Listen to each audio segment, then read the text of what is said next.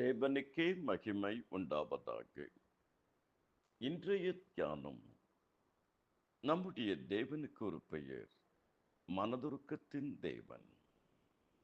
கிறிஸ்து இயேசுவில் இருந்த சிந்தை உங்களிலும் இருக்க கடவது. பிலிப்பியர் 2:5.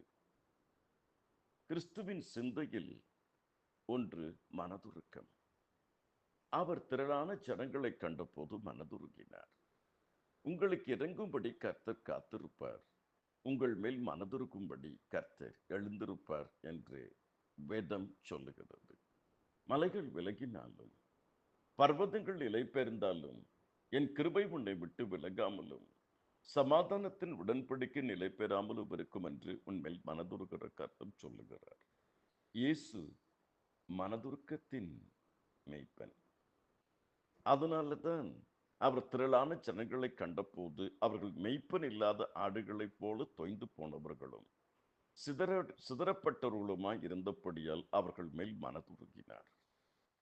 மத்தேயு 9:36-37. இயேசு மனதுருகும் மெய்ப்பன், மன்னிக்கும் மெய்ப்பன், மாறாத மெய்ப்பன், மறக்காத மெய்ப்பன். இரண்டாவது, இயேசு மனதுருகும் தகப்பன். இளையகுமாரன் எழுந்து புறப்பட்டு தன் தகப்பனிடத்தில் வந்தான். அவன் தூரத்தில் வரும்பொழுதே அவனுடைய தகப்பன் அவனை கண்டு மனதுருகி ஓடி அவன் கழுத்தை கட்டிக்கொண்டு அவனை முத்தம் செய்தான். லூக்கா 15:20. உன் தேவனாகிய கர்த்தர் இரக்கமுள்ள தேவனாய் இருக்கிறபடியால் அவனை அழிக்க மாட்டார், கைவிட மாட்டார், மறக்க மாட்டார். கர்த்தர் மனதுருகும் தகப்பன். தகப்பன் தன் பிள்ளைகளுக்கு இறங்குறது போல கர்த்தர் தமக்கு பயந்தவர்களுக்கு இறங்குவார். கர்த்தர் மனதுருகும் சமாரியன். லூக்கா 10:33.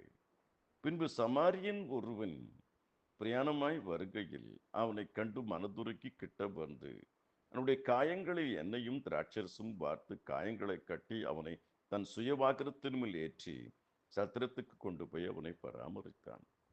கர்த்தருக்குள் அருமையான தெய்வ ஜனமே, நம்முடைய தேவன் மனதுருகும் மெய்ப்பன், மனதுருகும் தகப்பன், மனதுருகும் சமாரியனாக இருக்கிறார். கர்த்தர் தாமே உங்கள் ஒவ்வொருவரையும் அபரிவிதமாக ஆசீர்வதிப்பாராக. கர்த்தருடைய கரம் கூட இருந்து உங்களை வழி நடத்தும். ஆமேன், ஆமேன்.